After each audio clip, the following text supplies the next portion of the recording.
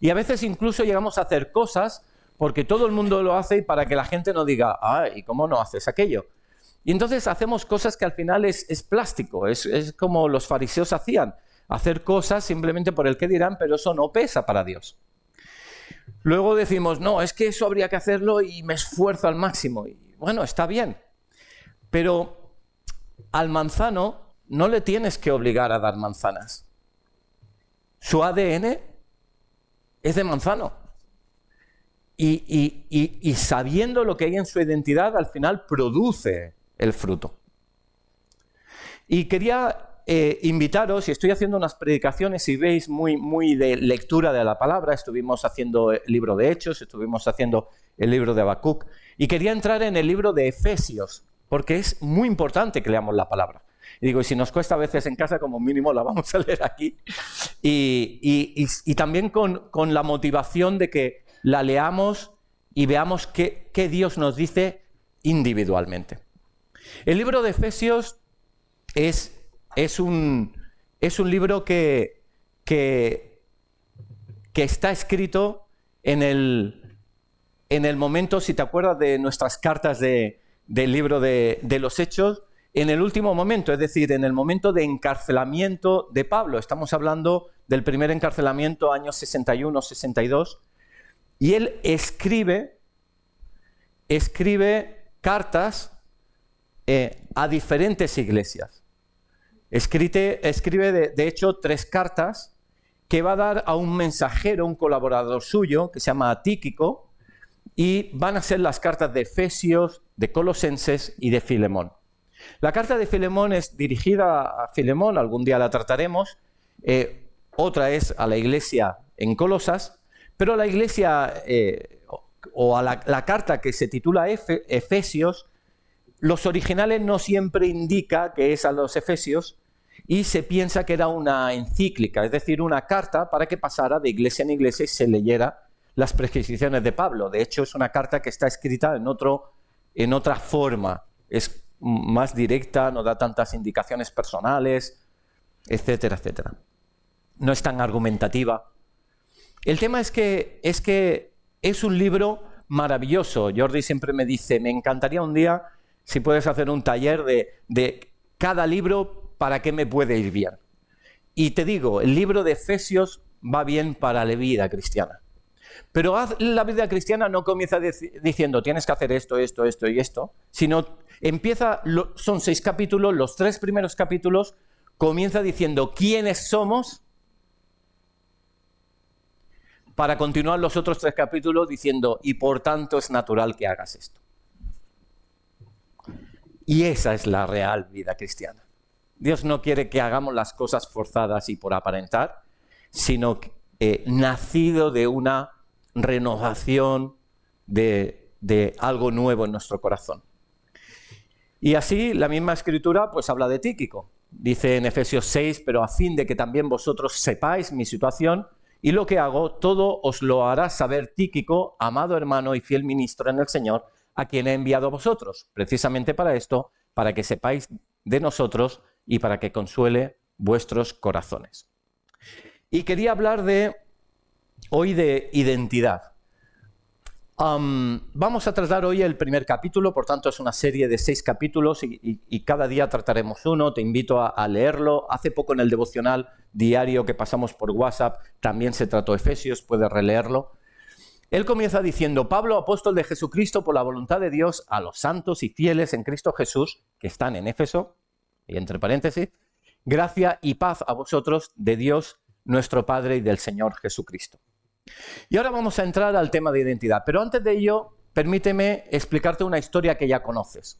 Seguramente que has visto la película o te suena, es un clásico, que es esa película del príncipe y el mendigo. Es una historia narrada y habla de 2 personas, un príncipe que está cansado de estar en la corte, que se encuentra casualmente con un mendigo, pero físicamente son similares y deciden cambiar sus papeles. Entonces el mendigo pasa a la corte y el príncipe pasa a la mendicidad. Y es curioso porque si vas viendo la película, cada uno no adopta ese rol y de pronto no hay ninguna diferencia. sino que se ve perfectamente que el mendigo que está haciendo de príncipe sigue mendicando, sigue hablando mal, sigue comiendo groseramente, sigue siendo algo déspota o pícaro en algunas cosas. Y en cambio el que es príncipe, aunque esté en mendicidad, es correcto, trata bien a las personas, gestiona sus emociones. Y a esto quiero llegar. La naturaleza es la que es y no depende del vestido que podamos llevar o las circunstancias que podemos estar. Y en ese sentido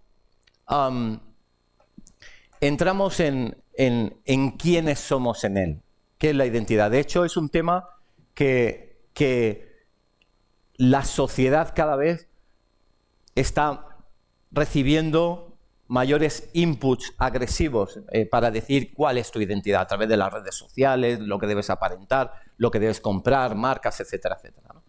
Entonces, Efesios continúa hablando de un capítulo que sería, o un apartado que sería bendiciones espirituales en Cristo. Y fíjate ya el primer detalle.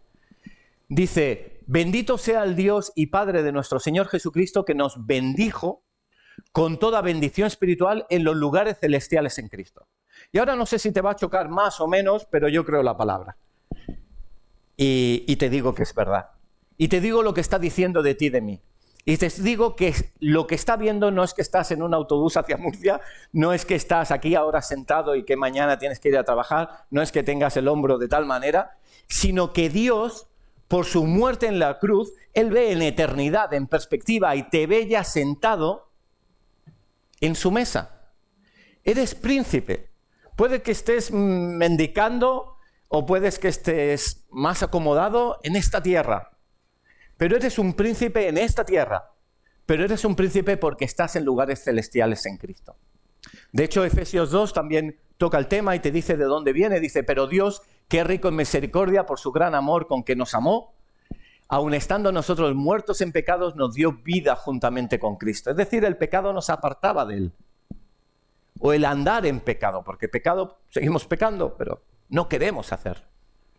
Por gracia sois salvos, y juntamente con Él nos resucitó. Realmente Él resucitó, hablábamos la semana pasada de la resurrección. Pero Dios está viendo en perspectiva, vamos a resucitar con Él. Dice, y asimismo nos hizo sentar en los lugares celestiales con Cristo Jesús. Así que me gustaría que entres en un ejercicio de imaginación realista. Es como realidad, en vez de virtual, realidad real. Que te imagines en ese lugar sentado en la mesa de Jesús con Él, porque Él te ve así, porque murió por ti para ello. Y continúa diciendo, fíjate, es mucho contenido. Cada palabra es un tesoro para una predicación, pero quiero de aquí es desgranar el núcleo principal. Pero me gustaría leerlo, ¿sí? Según nos escogió. Por tanto, si eres cristiano no es porque eras más bueno, sino porque Dios te escogió. En Él, ¿cuándo? Antes de la fundación del mundo. Antes de hacer este mundo, Dios ya pensó en ti, en su corazón. Pero ahora viene un bombardeo de paras y de para qué, porque Dios es muy funcional y no es teoría ya, sino es para qué Dios. Y ya empieza con la primera, para que fuésemos santos y sin mancha delante de Él. Es decir, algo que debe surgir naturalmente de ser príncipes con Él, es que seamos santos, es decir, que nos apartemos de un camino de maldad. Es que intentemos no tener mancha con las cosas que afectan a nuestra vida y según su consejo. En amor, habiéndonos predestinado otra vez para ser adoptados hijos suyos. Es decir, no somos hijos naturales. Jesús es la misma esencia del Padre, pero nosotros somos adoptados. Sí, éramos criaturas en Él, pero Él nos ha adoptado. Y a veces se habla de hijos naturales y a veces de hijos adoptivos. Yo me acuerdo cuando tenía 12 años que empecé a dudar si yo era adoptado, ¿no? Y era como, ¿por qué? Porque vi una película que un niño descubrió cuando era mayor, que era adoptado y empezó a buscar su familia. Y bueno, me traumatizó y digo, wow, ¿no? O sea, claro, si mis padres no me han dicho la verdad todo este tiempo, ¿no? Entonces miraba la nariz de mi padre, que coincidía, los ojos, claro, o sea, yo miraba, ¿no? Y es un tema serio, pero y yo cuando leía la Biblia digo, adoptados, es curioso, ¿no? Parece como que uno se puede sentir hasta menos amado, ¿no? Pero luego me di cuenta que no, que cuando es un hijo natural es tuyo, pero cuando lo adoptas es que tú tomas la decisión de tomarlo por hijo y lo tomas como si fuera tuyo. Es decir, es tomar una propiedad o alguien o una responsabilidad más allá de las propias consecuencias de tus actos, ¿no? Y me pareció tan hermoso, padres que adoptan o chicos que pueden ser adoptados. El otro día tuve una entrevista como profesor y tengo una alumna chinita y los padres eran más catalanes y hablaban de sus 4 hijos adoptados, ¿no? Y decía, es que nuestra hija todo lo tiene súper ordenado. Vas a su habitación, parece la Mary Kondo esta, y todo ahí ordenadísimo. Digo, no hay ruido visual, nada. Y llegas y dice, no busques nada. Tú dile, por favor, Abril, dame, se llama Abril, la chica. Dice, dame el celo. Y ella hace celo. ¿Sabes? Está todo perfecto. Y dice, eso sí, si le pides 5 ejercicios, te hace 1 solo. Pero muy bien. Digo, bueno, faltan los otros 4, ¿no? Pero es su cultura, bueno, no sé, ADNs también influyen. Pero qué bonito esta familia como hablaba y se notaba el amor que le tenían, ¿no? Y digo, ser adoptados. Y Jesús no tenía la necesidad de tomarnos como hijos, pero hizo todo el círculo de sacrificio de pasar por la cruz y de bajar el infierno por 3 días para tomarnos y ser sus amados. Adoptados, hijos suyos, por medio de Jesucristo, según el puro afecto de su voluntad. ¿Para qué? Para alabanza, para reconocer su gloria, la gloria de su gracia. Con lo cual nos hizo aceptos, somos aceptados, ya no somos rechazados, es que eres culpable, es que... Dice, en quien tenemos redención, estamos liberados por su sangre, el perdón de pecados según las riquezas de su gracia, que hizo sobreabundar para con nosotros en toda sabiduría e inteligencia, dándonos a conocer el misterio de su voluntad, según su beneplácito, el cual se había propuesto en sí mismo de reunir todas las cosas en Cristo.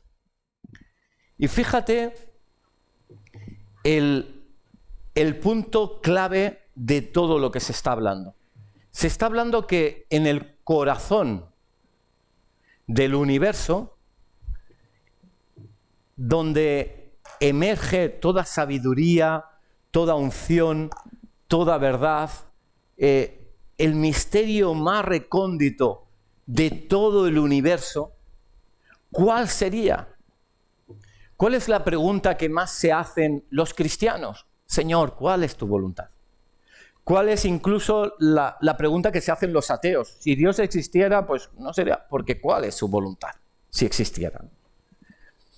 Y es que dice que del misterio oculto, en el centro está la realidad de Cristo. Y que todo lo que hay en el propósito de la historia del universo en toda la eternidad es hacer lo posible para reunir todas las cosas en Cristo. Es decir, si hay con una persona que realmente ha habido un conflicto y está por allí cerca, es un familiar quizás, y eso que estás en la casa y no te hablas, y realmente pues, tenía su punto de vista, tú el tuyo, pero tus reglas, pues...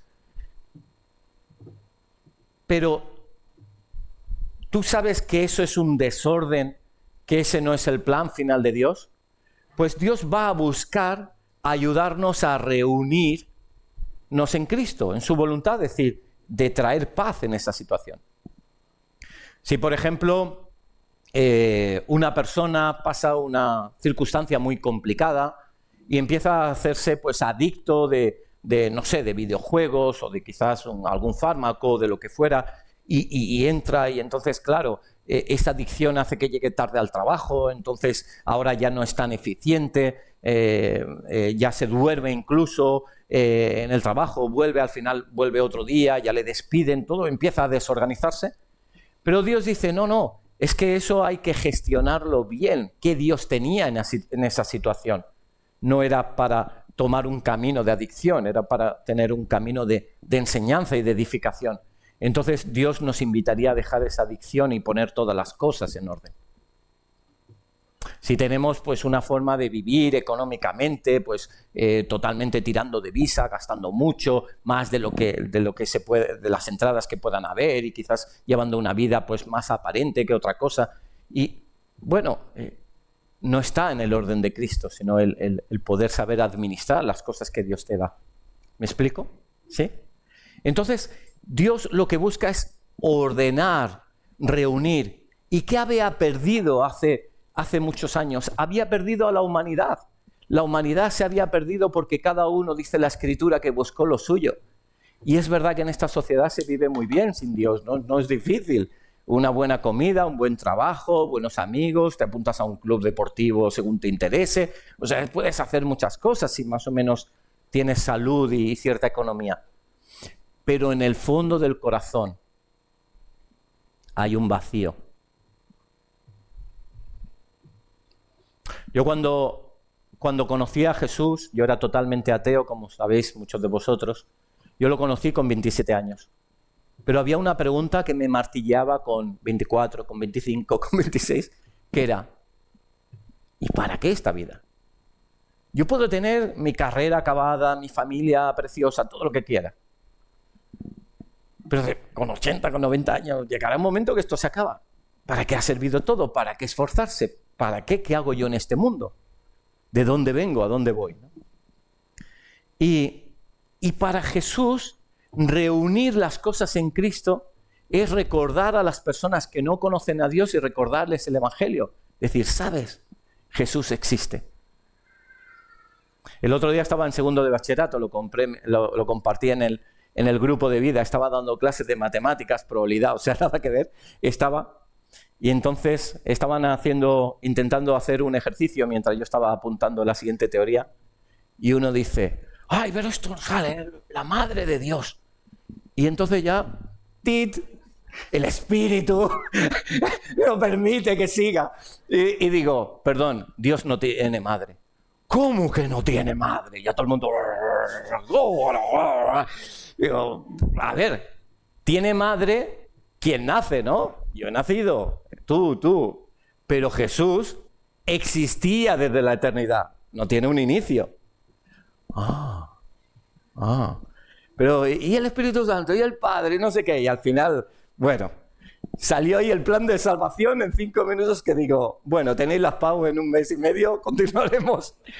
Pero realmente ellos estaban sedientos de conocer la verdad y tenían un cacao mental tremendo, ¿no? Decías que los protestantes piensan que Jesús viene de José y María. Y digo, no. Los cristianos decimos que después José y María tuvieron hijos e hijas, pero Jesús es del Espíritu Santo. Pero un cacao mental. Pero tenían sed de conocer. Y muchos tienen ese hambre de justicia, de saber cuál es la verdad de este mundo. Que no es solo la superficialidad de me va bien el trabajo, he hecho esto bien, hago buenas obras, tengo una buena familia, sino es mirar más profundo. Lo profundo del misterio del universo está en este versículo. Fíjate, la Biblia, lo amplia que es, más de 1000 páginas, y aquí dice cuál es el misterio de su voluntad, y simplemente es reunir las cosas en Cristo. Y si nosotros aquí aconsejamos hacer las cosas que le agradan a Dios, nadie tiene ningún interés especial, más que las cosas sean reunidas en Cristo. ¿Qué hay en tu vida que pueda ser un pasito más reunido en Cristo? Es verdad, esto lo estoy descuidando. esto no está bien en el fondo. Esta forma de vivir es que no me conviene físicamente. Y Dios también me ha dado el cuerpo para cuidarlo. Te dejo un momento para que lo pienses. Señor Jesús, revela a cada corazón y a cada mente de una forma especial. ¿Qué quieres de nosotros que demos ese pasito para reunirnos más en ti?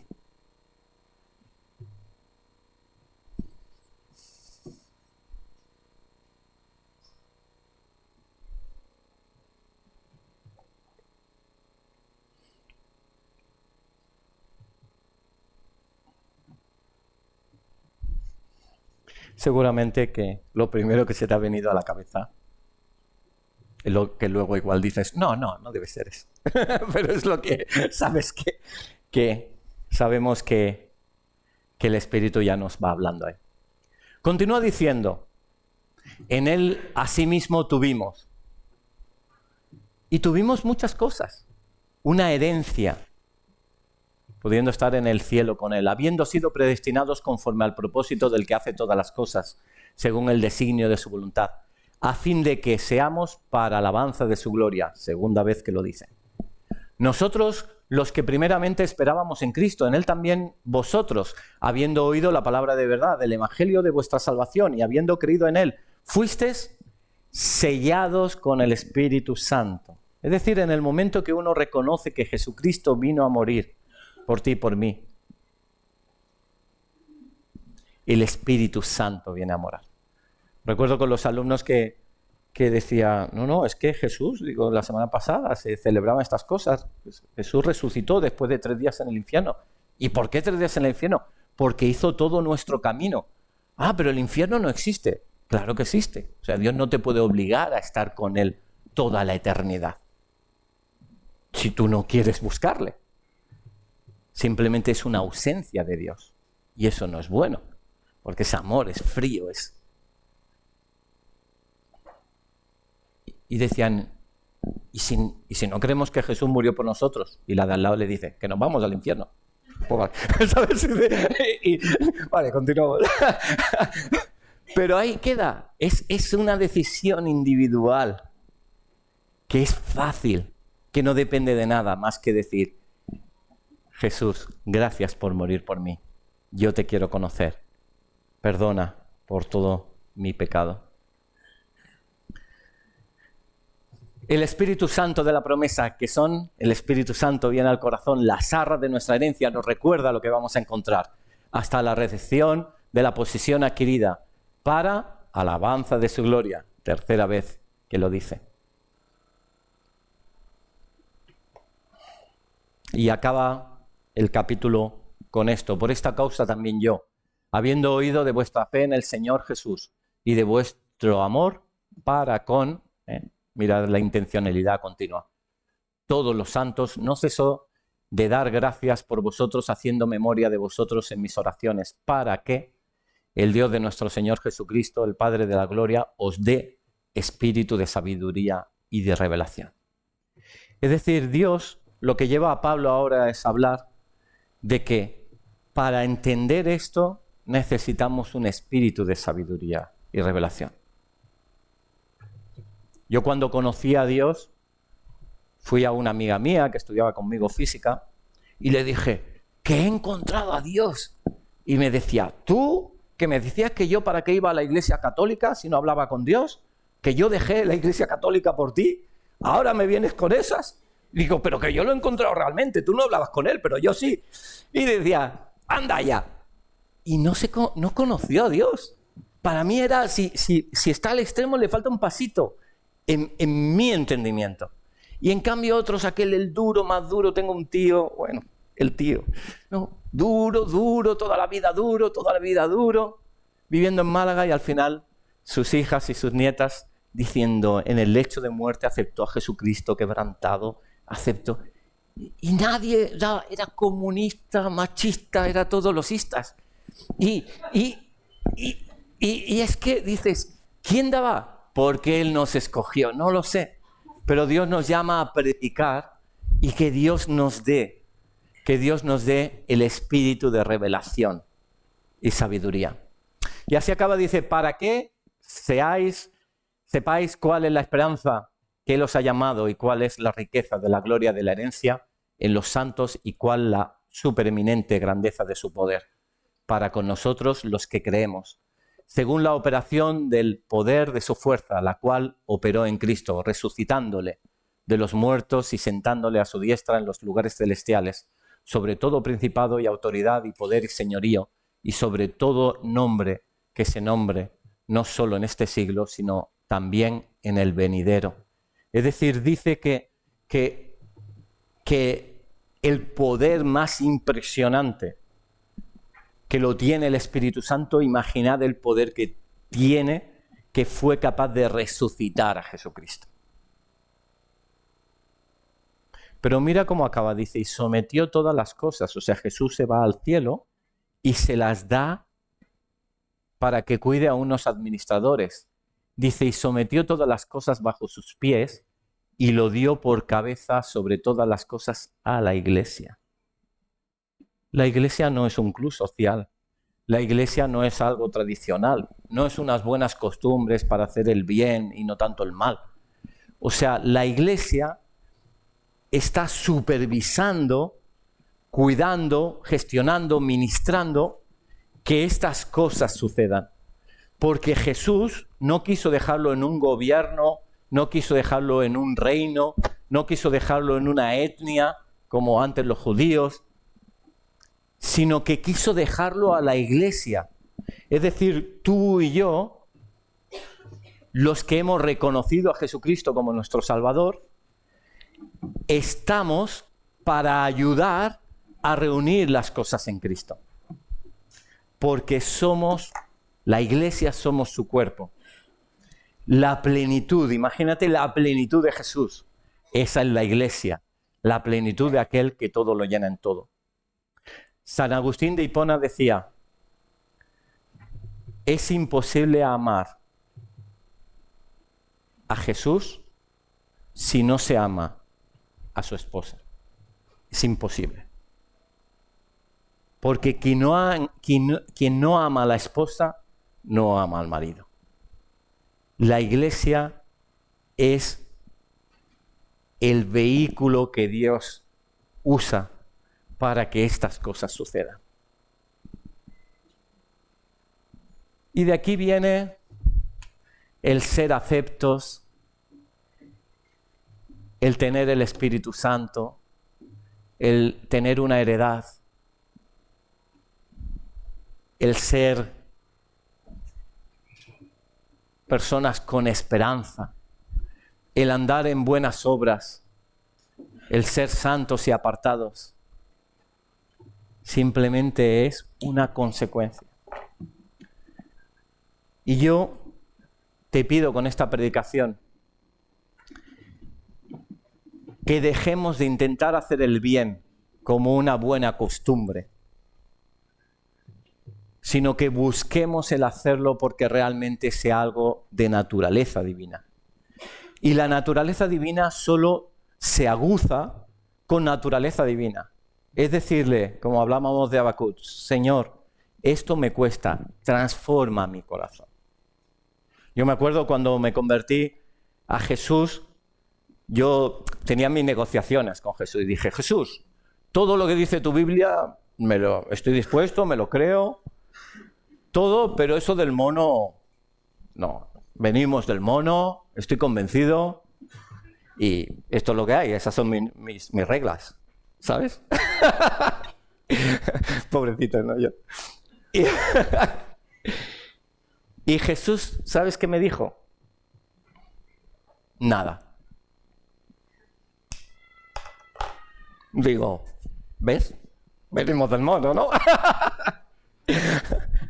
Pero 4 meses después habían pasado y tenía una convicción tan profunda de que Dios se había creado la dignidad del ser humano en personas como Adán y Eva.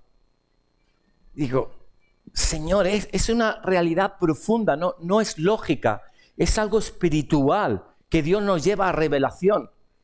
Y por eso puedes hablar a alguien y llega un momento que decir, es que no es carne ni sangre, no es que yo te lo explique, no es lógica. Es el Espíritu Santo que te lo tiene que mostrar. Y por eso te pido en estas cosas que digas, Señor, me cuesta esto, házmelo ver como tú. Señor, muéstrame mi pecado, házmelo ver que me quiero arrepentir. Señor, esto me cuesta hacerlo, haz que me sea fácil. Dame amor para esa persona que quiero perdonar.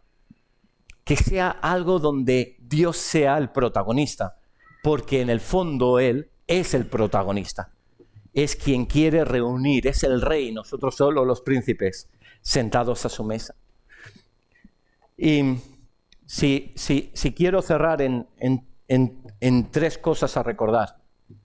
La primera, recuerda que el misterio de su voluntad, según su beneplácito, el cual se había propuesto a sí mismo, es reunir todas las cosas en Cristo. Y eso es lo que hacemos. No decimos, esto no lo hagas porque tengamos capricho. Es que esto te va mejor porque reúnes las cosas en Cristo, según su Escritura. No estamos aquí para otra cosa que para reconocer a Jesús y para alabanza de su gloria. Cuando nosotros nos reunimos un poquito hacia Él, estamos reconociendo que Él es el centro. Pero cuando nosotros vamos tomando decisiones que se van alejando a lo que dice su Escritura, no estamos glorificándole a Él. ¿A quién estamos glorificando? A nosotros. ¿Sí? Y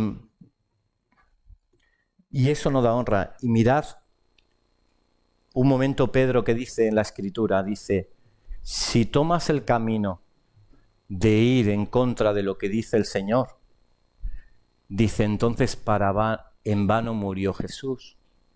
Es como si te dijera, ¿acaso tengo que volver a enviar a otro Jesús para que muera por tus pecados? No, porque estás rechazando su sacrificio. Entonces te alejas de esa salvación. Es muy serio. Estamos aquí para alabanza a su gloria, para ir recogiendo las cosas en Cristo. Y en tercer lugar, lo dio por cabeza sobre todas las iglesias. Y la iglesia no es solo este momento, es una predicación un poco extensa, disculpadme, es mucho texto, pero quiero tocar algo muy profundo y prefiero conllevar el riesgo. Pero no solo escuchar una predicación, es cuando tú salgas como buscas de Dios. Es que luego en un grupo de vida estés reuniéndote, intentes ayudar a aquella persona, escuches del otro, ores por el otro, veas los dones que tiene, tú uses los tuyos, sirvas a tu iglesia, invites a personas. Y es lo que estamos viendo en los grupos de vida. Esa continua participación de nuevas personas que van conociendo de Dios y los que ya estamos creciendo en Él. Porque vamos reuniéndonos en Jesús. Porque la iglesia es la figura de Dios en la tierra. Y es honorable. Hay que cuidarla, hay que bendecirla, hay que hablar siempre de ella. A mí cuando a veces me hablan de tal otra iglesia,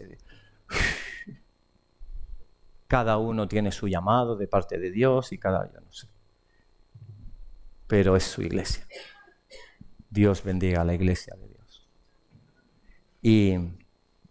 Y qué bien que estemos y que estéis en ese barco, sumando. Porque a veces iglesia fue solo Jesús, o solo Pedro o Pablo, no sé dónde, pero qué bueno que seamos muchas personas en esa línea.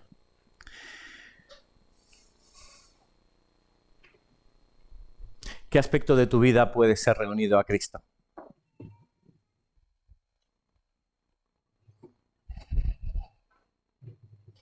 ¿Qué vas a hacer?